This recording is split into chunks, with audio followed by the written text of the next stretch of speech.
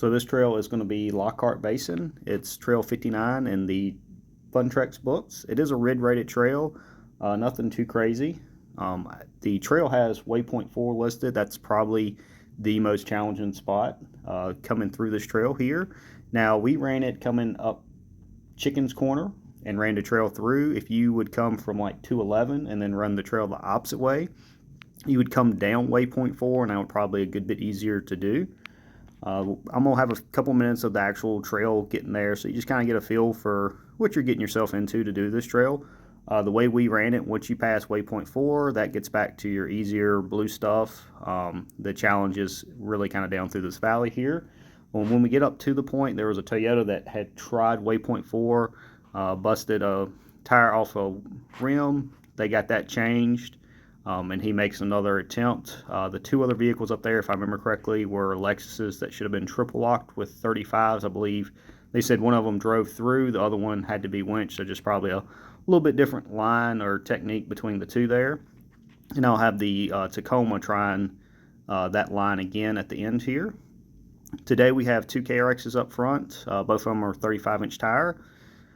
Desert's machine has got 32 6-inch long travel, and then I'm stock with a little bit different wheel and tire, some shocks and the sway bar removed with skid plates, but basically a stock machine. But this trail you can run in a complete loop, and that's actually what we did. You can start out on Cane Creek Road, run Chicken's Corner, Lockhart Basin to Lockhart Canyon. That is a full day ride. I would suggest bringing a little bit of extra gas just in case you need it. I want to say round trip we was 120 before hitting the first gas station and then getting dinner that evening. Now for Lockhart Canyon, that's a blue trail that runs through. There is some red sections that you can split off, and it actually drops back into Lockhart Canyon, so you kind of go to the left and go up on the cliffside there and then drop back down. If you like the red stuff or having a little bit more fun, that's going to be the more of a challenging drive than just running 60 the way the book has it shot out through there. I believe Lifetime had those maps if I remember correctly, but I was checking a few different maps there, and I could see the split off and where it dropped back in, and that's how we did that one here. It's also popular for people to go out and then come back. The two KRXs, once they got to the top, they didn't want to do the long loop, and that's what they did, whereas we kept on going through. And speaking of gas, originally I had hoped to be able to hit Needles Outpost and get fuel there. If you look at the book, it looks like the park entrance where you pay to get in, that the gas station's before there. The sign for Canyonlands National Park is before you ever get to that gas station. Utah, unfortunately, national parks are still a no-go for side-by-sides, even if you're street legal, so we just turned around and went down 211 and ran back towards Moab. If you're in a Jeep, a dual sport, something that's 50 state legal, that would be absolutely perfect to do. This is the Toyota that had to replace the wheel and tire after popping one off the bead. This is his attempt to try to go up waypoint 4 here.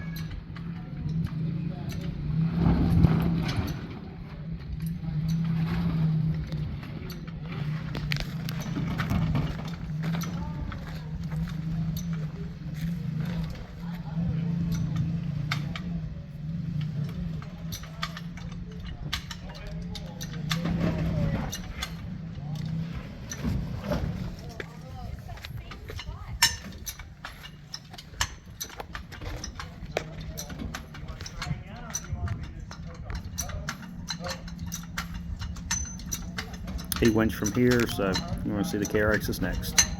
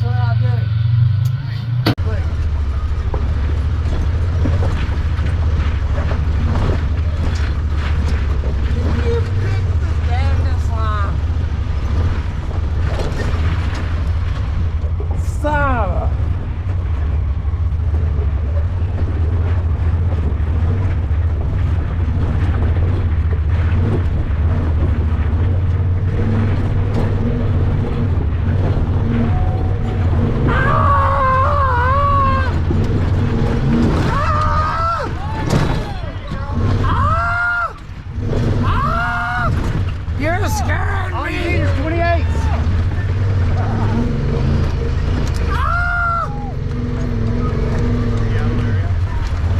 He's scary. Don't ride with him. There you go.